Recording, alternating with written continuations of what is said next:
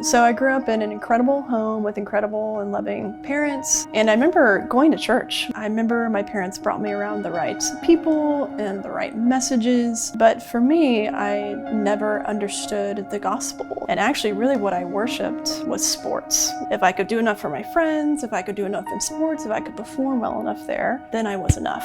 Then I didn't fail. Then I was satisfactory. Hi, I'm Amy Nizza, and this is my story of coming to know Jesus.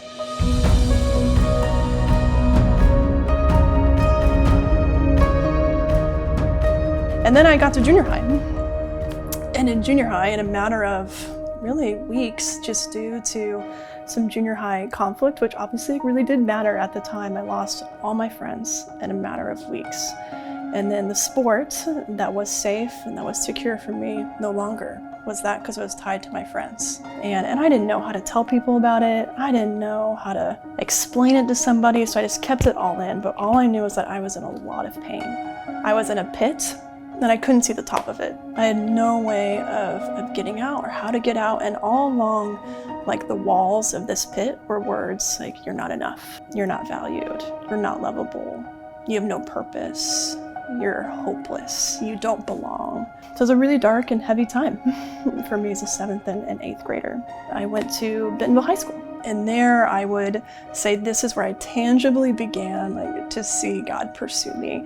And one of my really good friends and mentors, Erin Wilkins, she always said and told me that God is in the details.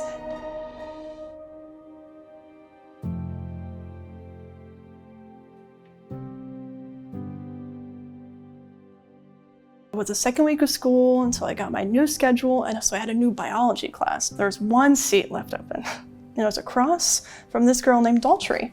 So I sat down, I was really nervous, I didn't know anybody, and a couple minutes later, Daltrey just says, "Hi, I'm Daltrey, like, what's your name?"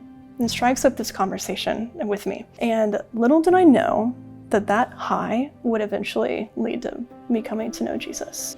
It still impacts me to this day. And Daltrey actually later told me that she said in that moment, God told me to be your friend and to say hi.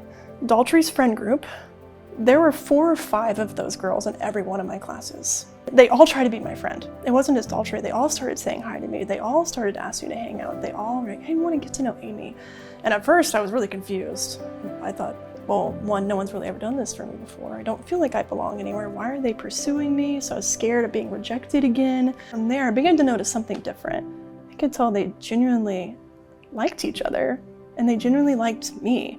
They eventually invited me to this thing called cell group, which at Fellowship is one of our small groups. I was so scared going in, like, I've never done anything like this, what's gonna happen? And I get to the door, and I open it, and immediately I'm hugged by like 3 people. Daltrey's there, a few of my other friends are there, the cell group leaders who I've never met before are there, and they're like, welcome, we're so glad you're here. And that was the night that I remember hearing the gospel clearly for the first time. So I was so intrigued. I'd never seen anything like it. And I felt so loved that I had to keep coming back.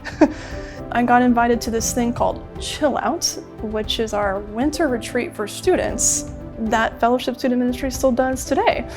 And that is where I still remember telling Jesus, like, I'm in.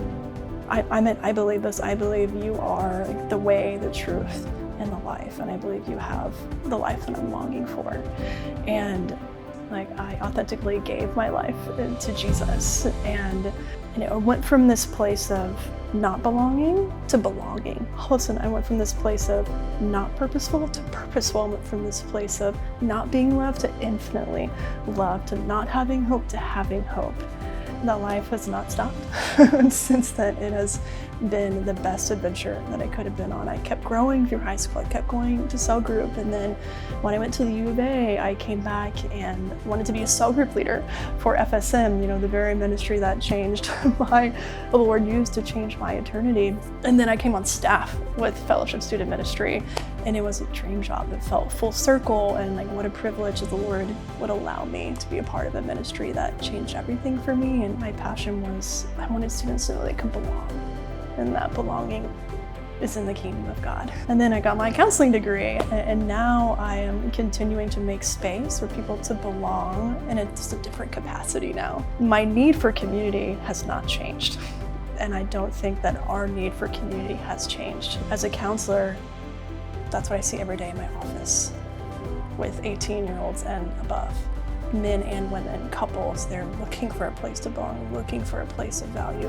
And if that is something that you feel as an adult now, I want to encourage you to take a step towards authentic community today, or becoming a part of a small group where you can authentically know Jesus and follow him alongside other believers who can know you and help you know Jesus more.